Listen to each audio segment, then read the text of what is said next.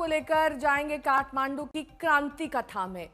हिमालय की तलहटी पर बसे भारत के इस पड़ोसी देश में बार बार क्रांति जन्म लेती है, कभी राजशाही को खत्म करने के लिए, कभी लोकतंत्र के लिए, कभी लोकतंत्र को बचाने के लिए।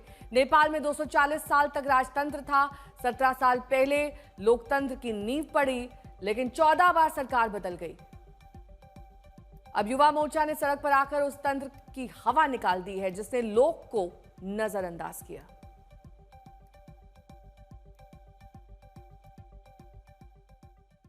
तो 2008 में क्रांति के बाद से ही नेपाल से राजशाही का खात्मा हुआ। अब लोकतंत्र बचाने के लिए क्रांति हुई जिसका ना तो कोई चेहरा था, ना ही कोई नेतृत्व करने वाला, कोई बड़ा नेता। बस युवाओं का एक ऐसा सैलाब आया कि एक झटके में सत्ता बिखर गई।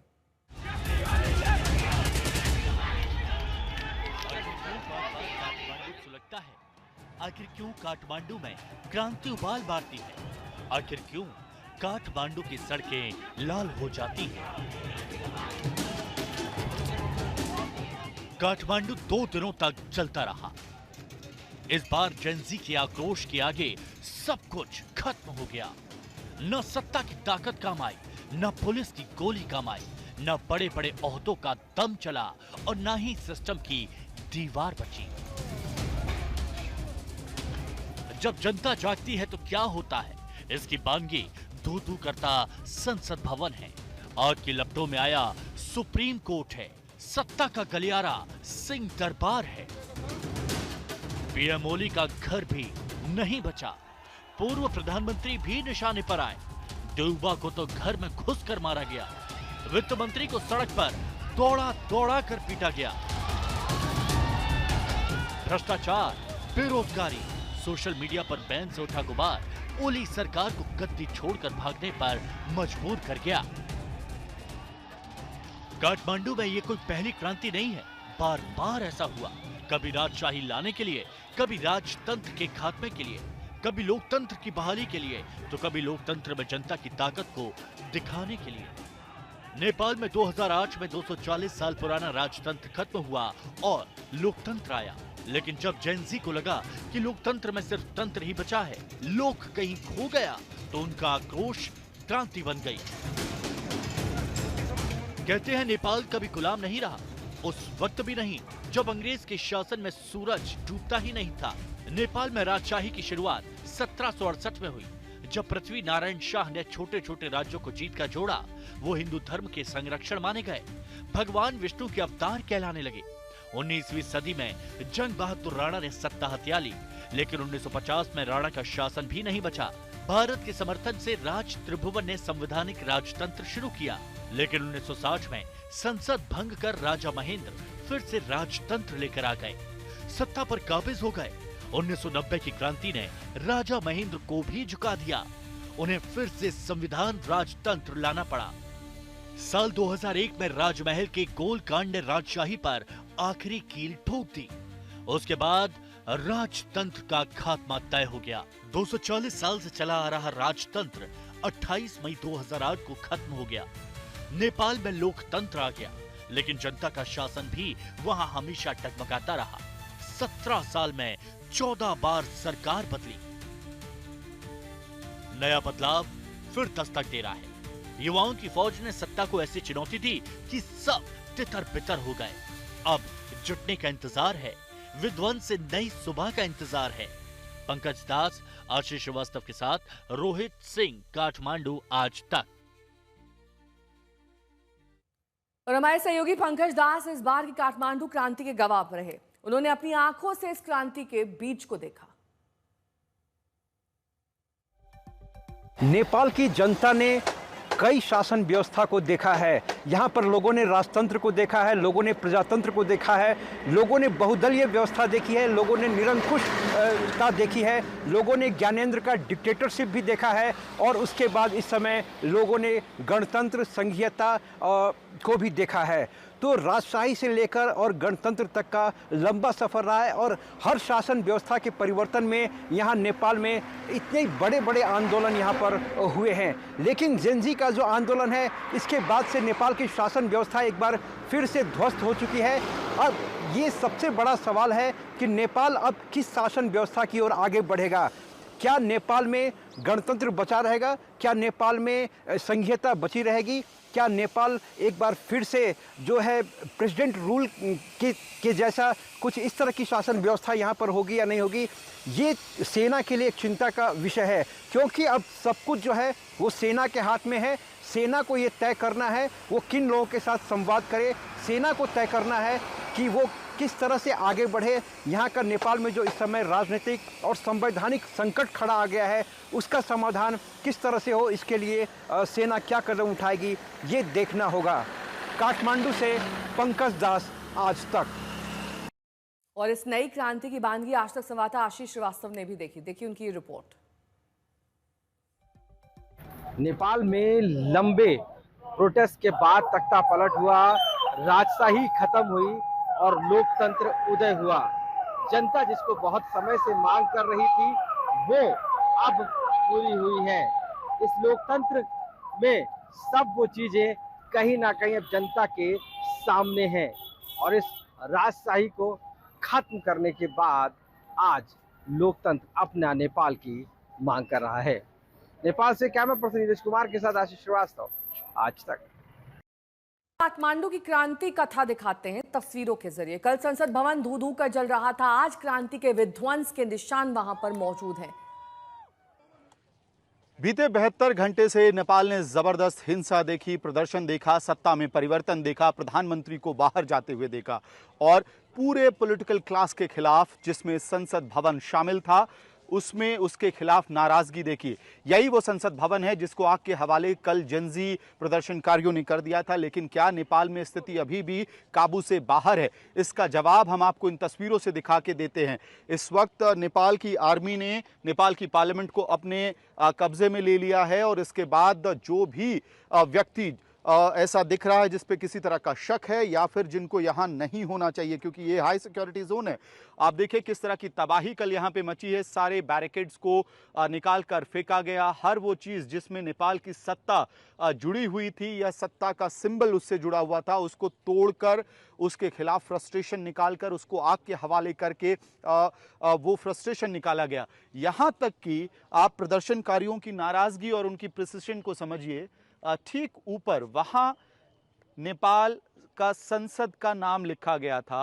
प्रदर्शनकारी ऊपर गए और संसद के नाम को वहां से उखाड़ा। ये एफर्ट लगाया गया है बाकायदा और पूरी जगह पे आपको सिर्फ तबाही का मंजर दिखाई देगा। और केपी शर्मा ओली जो प्रधानमंत्री थे नेपाल के, उनके खिलाफ जिस तरह के नारीबाजी हमने नेपाल की सड़कों पे जनजी प्रदर्शनकारियों द्वारा सुना, वो अपने आप में गवाह है कि आखिरकार किस तरह का फ्रस्ट्रेशन यहाँ लोगों के अंदर भरा हुआ था। केपी चोर गद्दी छोड़, ये नारे लगातार लगाए जा रहे थे प्रदर्शनकारियों द्वारा।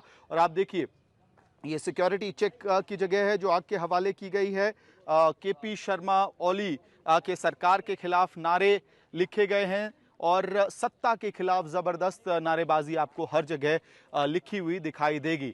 लेकिन एक अहम तस्वीर उस बदलाव और तब्दील की हम जरूर देख रहे हैं कि अब नेपाल के हर अहम सड़क, हर जरूरी इंस्टॉलेशन के बाहर इस वक्त नेपाल की आर्मी ने अपनी प्रेजेंस दिखा दी है और प्रदर्शनकारियों को ये कह दिया गया है कि अब किसी भी रूप में सरकारी संपत्ति को नुकसान पहुंचाने नहीं दिया जाएगा। तो नेपाल की सत्ता का पावर सिंह दरबार से निकलता है। जिन युवाओं ने क्रांति को हवा दी, उनके निशाने पर यह दरबार भी आया। कल की तस्वीर आप देखिए, क्रांति कथा 2 दिन से वहां पर लिखी जा रही है और जलता हुआ सिंह दरबार की एरियल तस्वीर आप यहां पर देख रहे हैं। दूर तक धुएं का गुबार देखा जा सकता है। कैसे तबाही के निशान आज भी वहां पर मौजूद हैं। यहीं से पावर शुरू होता है। हमारे ठीक पीछे नेपाल के राजा, जिन्होंने नेपाल के साम्राज्य को यूनिफाई किया था, इकट्ठा किया था, पृथ्वी नारायण शाह की मूर्ति लगी हुई है। ये मूर्ति नेपाल की एकता का प्रतीक हुआ करता था और इस मूर्ति के ठीक पीछे नेपाल की सरकार, सत्ताधीश और उनके दफ्तर हैं। ये सिंह दरबार है, वही सिंह दरबार जहां पे एक वक्त नेपाल के प्रधानमंत्री, मंत्री और सारा सरकारी कर्मचारियों का सिस्टम होता था।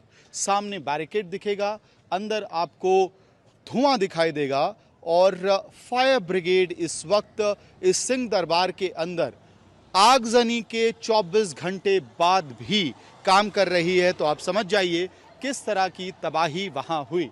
नेपाल के इस सिंह दरबार पर जेनजी प्रदर्शनकारियों ने अपना कब्जा स्थापित कल किया था।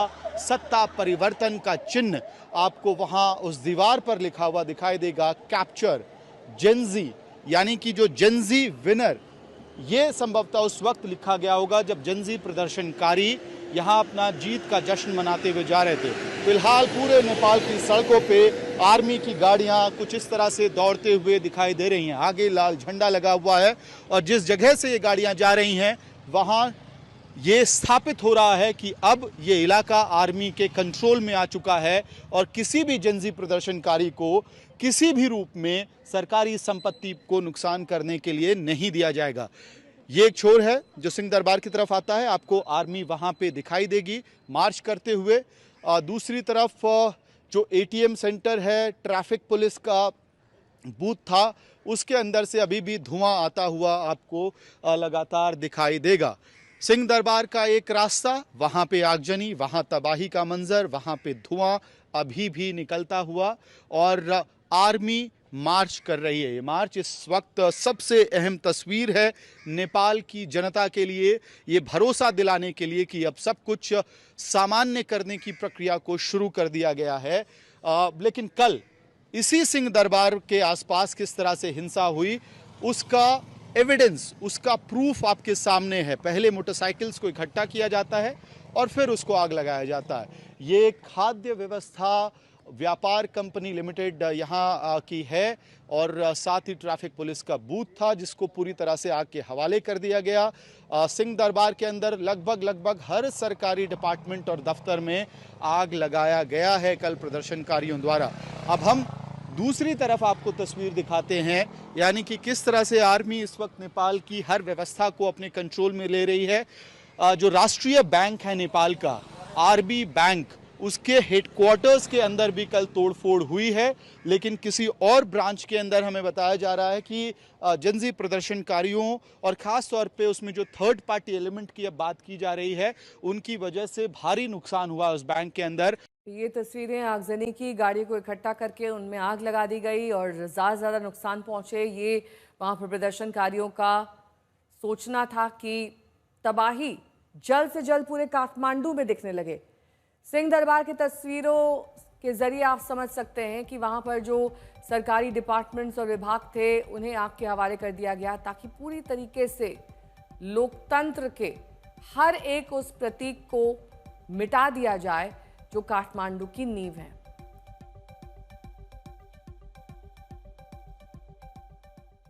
न्यायपालिका लोकतंत्र का एक बड़ा स्तंभ होता है और इस बार की क्रांति की आग सुप्रीम कोर्ट तक भी पहुंची।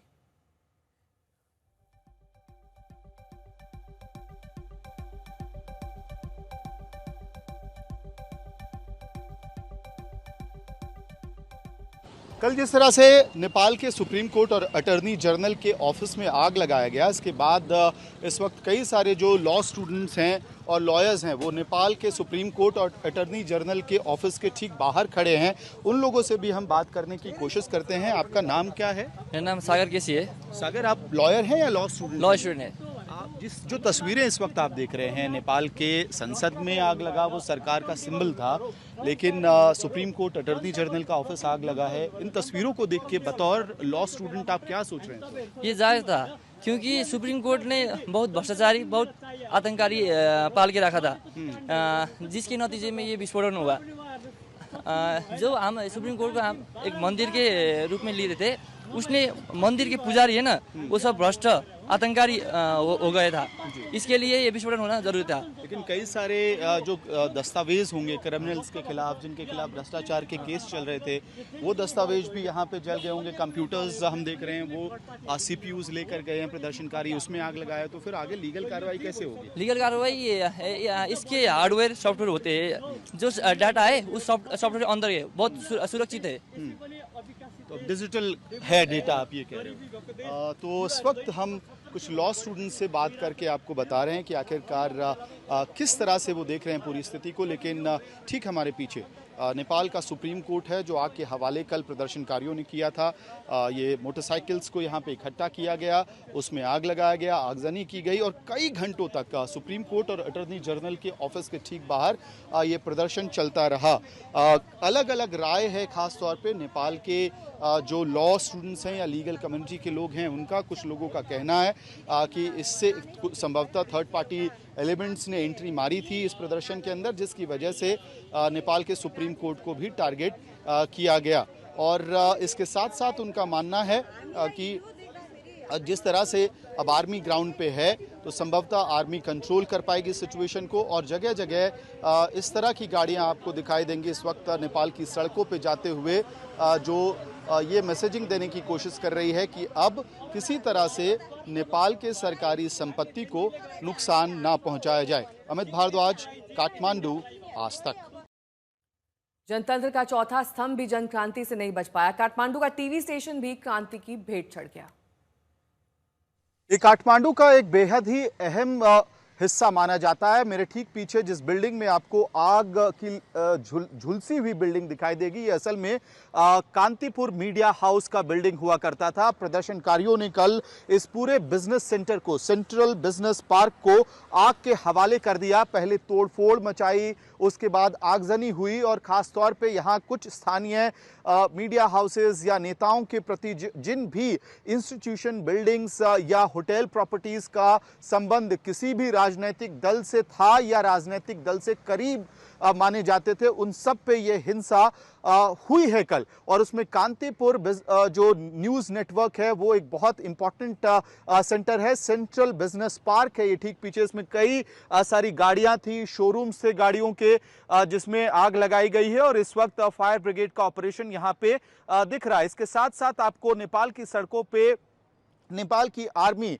पुरुष और महिला पर्सनल दोनों ही डिप्लॉयड दिखाई देंगे।